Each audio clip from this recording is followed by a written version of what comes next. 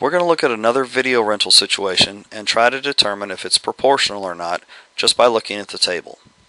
Now, on the last video we had an example where someone had gone into a store and found out that they charged $2 per movie rental. And that's all you pay. You walk in, however many movies you want to rent, they're $2 each, you rent them, you go home. In this new situation, it doesn't cost as much per movie. It's only $1 per rental. But there's a one-time $5 membership fee. Now, if you pay the $5 fee, you never see that money again. It's gone, even if you never rent any videos. So we're going to see what that does to our process column, our total cost, and so on, how it affects this whole table. We've got two different costs kind of working together to get a total cost. Now, if you remember from the last video, we want to figure out what our process is, figure out what our total costs are, and once we know all that, we're going to set up some fractions. And our whole job, our whole goal here is to figure out, are the fractions that we're going to write in this column equivalent? Do they all have the same value? And we're going to find that out right here. This is our K column. Remember, K stands for constant of proportionality or scale factor. That's the number you would multiply by over and over and over to get your answers. So process. Right here, Steve is renting 0 videos, 1 video, 2 videos, 3, 4, 5, and so on. And they cost $1 each. So we're going to do 0 times 1, 1 times 1, 2 times 1, 3 times 1, 4 times 1, 5 times 1. It's however many videos he's renting times $1 each. So if this was all he paid, if he only paid $1 per rental, then for 1 video it would cost $1, 2 videos $2, and so on. But what we've got to remember is there's an extra cost in here. Not only did he pay for the video, he had to pay for the $5 membership fee. So we have to add that in. And remember, that was only a one-time fee, so no matter how many videos he rents, whether it's 1 or 2 or 3 or 100, he still paid a $5 membership fee one time on top of whatever he's paying for the videos. So let's see what that does to our total cost over here. 0 times 1 is 0, plus the $5 membership fee. He paid $5. All he's paid for right here is the membership fee. Well, after he's paid for 1 video, now he's up to $6. $1 for the video and $5 for the membership fee. If he rents a second video, he's up to $7. And then 8, and then 9, and then 10, and so on. This is going to keep on increasing by 1 every time because every additional video he gets is another $1. And our total cost is Y. Same as it is up here, Y, and these are X. So what would our process be? Some number times 1. So we can say 1 times X plus 5. And that's going to give us our answer of Y. So I'm going to put a little equal sign right here. $1 times the number of videos plus a $5 membership fee equals Y, the total cost. So now we need to set up some fractions. So let's look at how that's going to work out.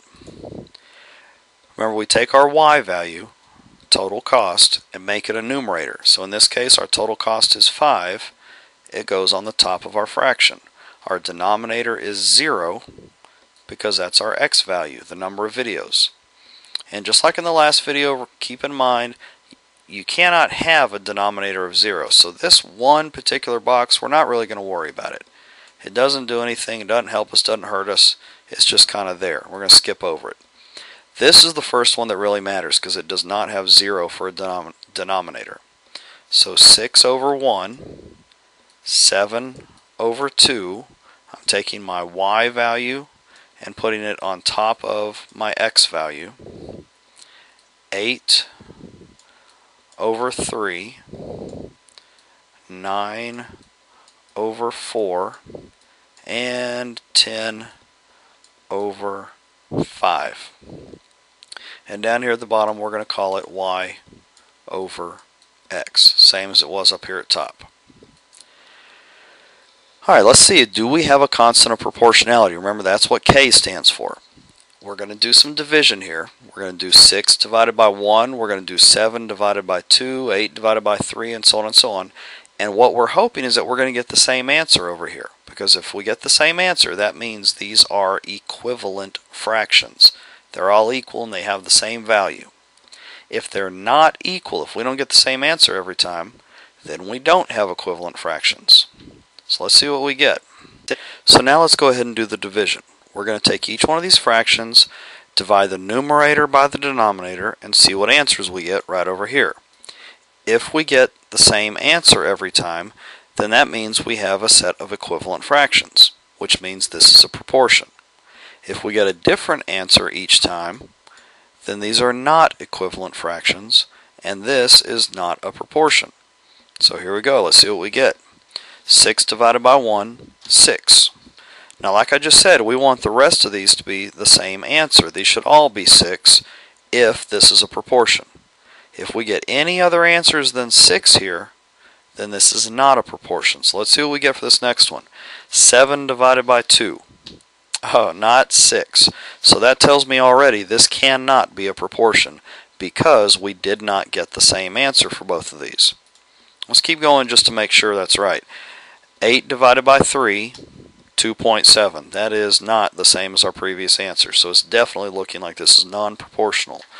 9 divided by 4, another different answer. 10 divided by 5, yet another different answer. So we got a different answer each time.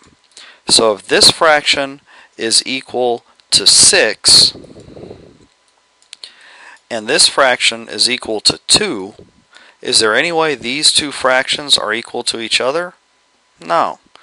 This one can't be equal to 6 and also be equal to this number, 2. They're completely different. These are not equivalent fractions, so this is a non-proportional situation. Okay, now let's talk about that shortcut we did on the last video. Remember, in the last video we talked about a way you could look at the table without even having to do all this fraction and equivalent fraction stuff. You could just do a little shortcut over here and figure out if this is proportional or not. And that's still true. We can still look at that. You remember that what we did was we looked at our x value and our y value on this very first row. When x is 0, we looked to see what y was. For this to be a proportion, when x is 0, y would have to be 0 also. But in this case, when x is 0, y is 5. And that's because of that $5 membership fee. 0 videos still cost $5. So that right there tells me there was no way this was going to be a proportion. Likewise, when I read this whole problem, when it says the word plus, that told me it was going to be non-proportional because that's what we did right here. This section right here, when we added 5, that's what threw it off. If all we were doing was multiplying, we would have been good. If it was 1x equals y, this would have been a proportion. But throwing in that plus 5, that's what threw it off. That's what made this number a 5 and made these numbers wind up not being equal when we divided. So that right there, the membership fee, prevents this from being a proportional situation.